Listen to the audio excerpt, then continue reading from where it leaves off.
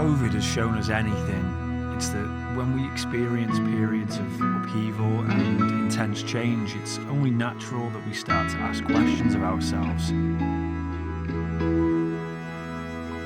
know, what kind of person am I? What are my flaws? And really, what do I actually want out of life?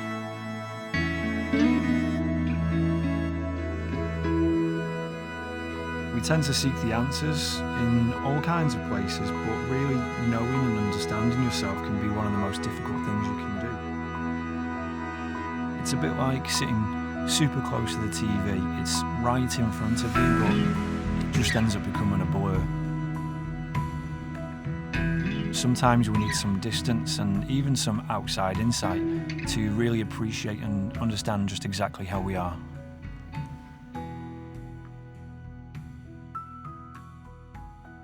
It's been precisely 1,206 days since I last made a video for this channel, and I've had people message me to ask if I'm still alive or where I am or if I've stopped making videos, and the answer is I've been really afflicted by a horrible disease. It's called procrastination, and it's stopped me from really doing a lot, and I've come to realise that lately after a period of self-reflection. So I want to talk today about what procrastination is, and probably more importantly, what we can do to combat that. What is procrastination? I think that's the first thing that we need to understand to really, well, we've got to know what it is to know when we're doing it, right? Ultimately, procrastination is choosing to do something later. Imagine there's 1,000 versions of you, one for each day. You're saying, I'm going to keep this version, today's version, happy. This today version of Wayne wants to drink beer and watch movies. I'll let tomorrow's version deal with it. But at the end of the day, tomorrow's version is still you. We're putting things off, and I'm extremely guilty of that. I put things off, I delay it, I find excuses, and it builds this level of anxiety then to do simple things. Today, I checked my bank for the first time in 6 months because I'd left it so long. I built this anxiety about actually checking it. That's a stupid small thing, but you can imagine how that affects us when we start getting into bigger things. I think Mel Robbins puts it really well. She says that you're not a procrastinator, you have a habit of procrastinating. And I think when I heard that, that really kind of opened up these extra dimensions of thought for me, to be honest, because she's absolutely spot on. Sitting on the couch and watching that movie is not who I am, it's a habit that I've developed. If you have one puff of a cigarette, that doesn't necessarily make you a smoker. You become a smoker because you do it again and again and again, and that becomes a habit. When I was younger, I was super motivated. I was very, very clear on my goals and ambitions. I always wanted to be an architect. My whole life I've been involved with artistic elements, whether that be drawing, painting, making things with my hands, woodwork, whatever it is. And so I come to the conclusion that I wanted to be an architect. I did really well through school, through college. I succeeded in getting into a very good architecture school in London, in the UK. I did a placement at an architecture firm, and I seen this guy who was way past his deadline, and he had to postpone his family holiday because when it comes to architecture, particularly for big companies, your deadlines is key. This guy basically had to postpone his family holiday because this was a multi-million pound contract, whatever. And so it really hit home that if I become an architect, this is going to be more than a job and a passion. It's going to engulf my life, basically. That was really jarring, and so I made a decision, which, foolishly or not, I made at the time, which was to leave my studies, and I wanted to go traveling.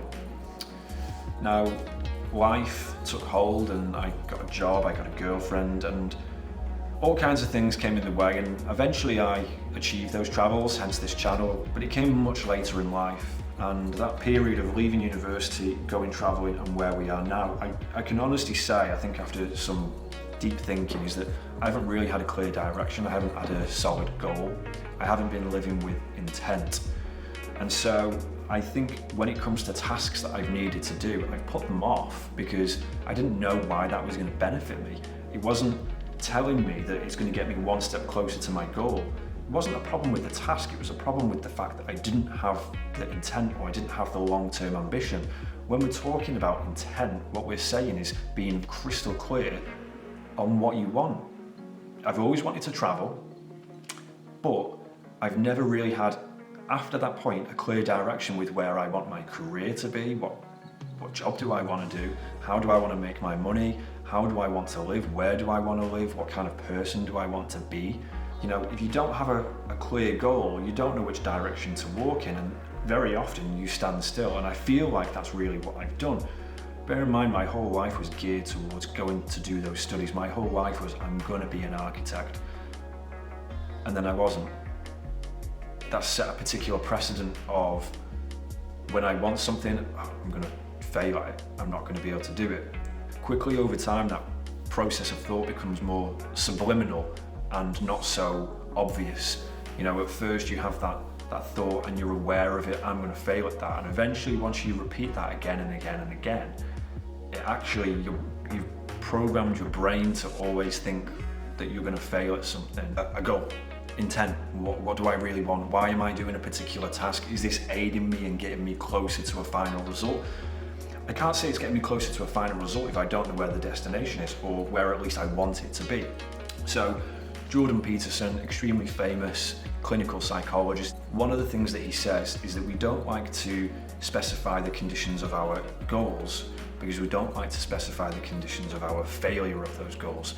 And basically what he means by that is people avoid setting ambitious, clear goals very simply because they've already decided beforehand that they're going to fail at it. My biggest point with procrastination is have intent. Understand what your goal is and why you're doing it. If it does not work me towards a final result of being closer to my ambition, I've really got to ask myself, why am I wasting my time with it? Why am I doing it? Once you know that you're doing something which is going to get you closer to where you want to be, closer to the result that you want, it becomes much easier then to motivate yourself to do something. And on that point, one thing which I think is really amiss is we have this idea that we're going to develop motivation, or we're going to have motivation, and that's going to help us to do something. But really think about it. Motivation comes from actually doing something. I go to the gym, but it's a constant struggle to actually get my ass out the door and go to the gym. But once I'm in there, I'm loving it. I go from, I'm not going to go to the gym today, and I'm going to have a pizza for lunch. No, okay, I'm going to be disciplined, I'm going to go to the gym. All of a sudden I go to the gym, I work hard, I feel great, and I come out and everything changes. I don't want to eat that pizza, I want to eat healthy. So the motivation comes from actually getting over the hurdle of not wanting to do something and actually doing it. So don't wait for the motivation. Don't say that the time is not right now. Motivation will not come. You might have the idea of pursuing something, but the motivation to do it will only come from doing it. I hope that I've managed to formulate a coherent video, a coherent message. If I've not, pray for me. You may never see me again, but If you enjoyed the video, perhaps go and check out some of my older videos. This is a travel channel after all, but this video is really a case of me just getting off my butt, making something. So if you learned anything from this video, if you have any ideas about procrastination, if you've got anything that you can help anyone, drop it in the comments.